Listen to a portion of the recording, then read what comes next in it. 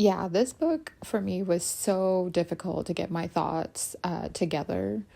It was such a roller coaster, like the whole time, which is what I have come to expect from James Islington. I had the best time reading The Will of the Many.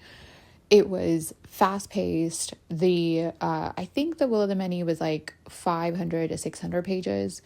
It did not feel that way. It didn't feel long. It felt like butter. It was awesome. I was fully immersed in the world. Life was so great. And so for majority of last year, I was really looking forward to The Strength of the Few. And when it came out, of course, I'd pre-ordered it. The cover, just immaculate. Oh, like it's so beautiful. And for those of you who don't know, if you have the hardback, the dust jacket, you can flip it to reveal the original cover scheme that they had going with the pillars, right? So he did give both themes a chance with the cover, and both covers are just beautiful. Yeah. The cover alone, honestly, was enticing enough for me to pick this book up. However, there were some issues that I encountered with this book, to say the least. So the first 300 pages or so, it's great. It's a roller coaster. It's exactly what you've been wanting from James Islington. There's zero explanations given. Many more plot holes opened. Cans everywhere. Worms all over the place. He's very good at just making things more complex and convoluted. He's so good at building up the stakes as well. The main character, Vi, and yes, that is how I call the main character. I think some of you out there call him Viz, which is, the cringiest thing ever. So I'm going to continue calling him Vi because that's way better. Anyway, I really liked the development of Vi in the first half as well. He was trying to make the most out of, the situations that he found himself in. But it really started weighing on me after I would say about the halfway point, a little bit earlier, I would say 45%-ish. I started to kind of get, it just felt like plot twist after plot twist. There was no breather at all. It also kind of lacked the immersion that I felt in the first novel. I felt so immersed, for lack of a better word, in the world, in the world building that Islington had going on. He did everything just so well. And this one, I felt that it wasn't quite as well done because his attentions were a little bit more scattered. Yeah, and I don't want to give away too many spoilers just yet because there will be a spoilery section because, girl has to put her feelings somewhere. So yeah, it also just kind of started becoming annoying that something or other had to happen. Something just wild had to happen. And there was just a lot of very unnecessary elements that were getting thrown in. All of these contests that Vi had to go through. And of course, Vi is really good at all of them. And not that I mind, don't get me wrong. I love a main character that is good at stuff. I want him to be excellent at stuff, but this got to a point where it was just a little unrealistic. And even more so, I was a lot of these events aren't really moving the plot forward. Even now, I don't know why he threw in some of these things, some of the plot points at all. Yeah, so I'm not really going to be able to give a proper review without spoilers. And ultimately, I just want to air out my feelings on this book. So many before me have loved this book. And honestly, I get it. It is a very good book and it keeps you entertained. I just had some problems with it is all. So without further ado, it is now, I'm going to try to spoil, not as much, but yeah. So if you haven't read this or want to read this, now's your chance to click off.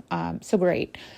So, the really, I don't know, peak of my patience was at the chariot scene. And I distinctly remember this because I made a note in my book being like, why chariots? Like, why? And then there's 3 question marks written next to it. But pretty much, that kind of sums it up. So at this point, I've read 200 odd pages. It kind of comes at the 300 page mark. And I was just so annoyed with the chariot scene. Why? Why did Islington feel the need to throw this in there? I still don't know. I read the whole book. I don't get the purpose of said chariot scene. What did that accomplish? I mean, sure, some people have doubts on his capabilities, but you know what? Everyone has doubts. That's why you don't listen to other people's opinions. That's just not necessary, right? And honestly, what did the chariot thing even prove? All these people are now Team Vi? I don't think so. So it was just very annoying. And then for Vi to just win yet again, it just didn't feel necessary. And I thought that that could have gotten cut. My other biggest gripe was initially the 3 separate worlds, with the 3 copies of Vi in 3 separate worlds, Obedium, Lucium, and Res, right? They were all, it was very exciting initially. It really was. I'm not gonna lie. I really enjoyed it.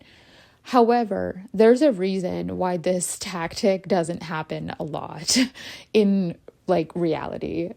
People have tried POVs and writing in different timelines, and that all seems to work fine. But 3 separate plot lines with 3 separate worlds is, I think, much more difficult to accomplish. And I think James Islington did a really great job trying to accomplish it. It was just too large for me.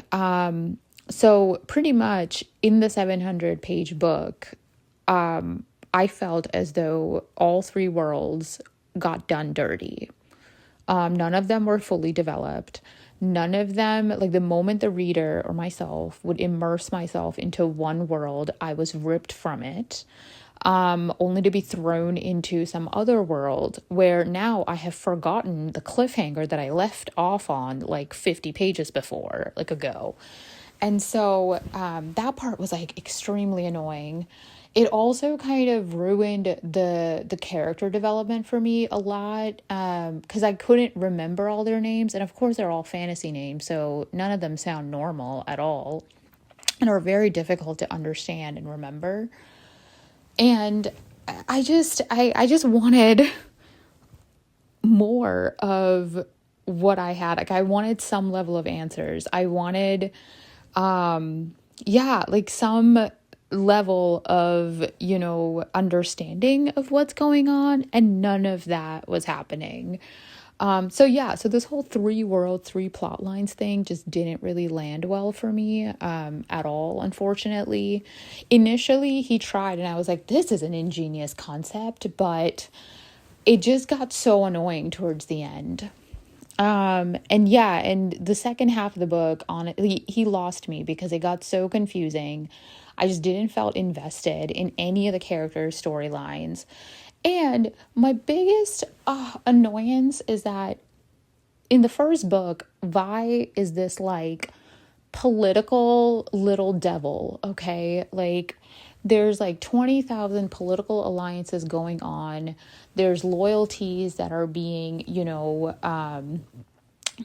obstructed or whatever. People are changing factions. It was really beautiful to see Vi kind of dance through all of that. He had some secrets. He made sure that Ulciscor's wishes were upheld. And then he had his own little agenda with, the principal of the school. I forget his name. It starts with a V. But anywho, none of that came around on this book. Like, I was like, what happened to Vi's character?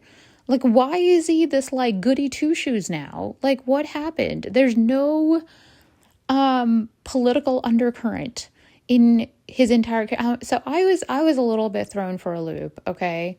And some of you might say this next comment is petty, but you know what? That's who I am. I'm a petty girl, all right? I'm a petty woman. Could he not think of a different name for his wolf pet? Like, did he have to name his wolf pet after himself? And I mean, I have always fancied myself to have a pet that's also named Boo, but honestly, it would get rather confusing, all right? As witnessed in Gilmore Girls, okay?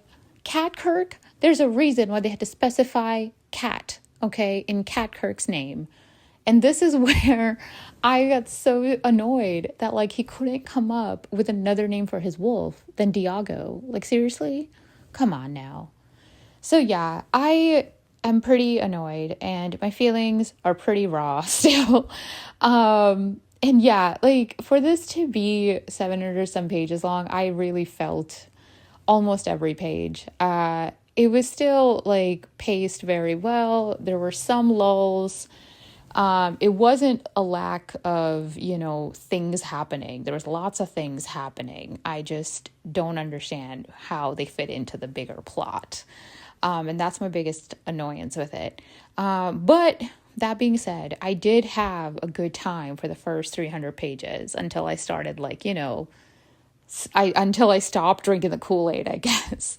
So will I continue? Most likely. Yeah. I've come this far now, can't be turning back. So anyway, thank you so much. Please do all the things and good night.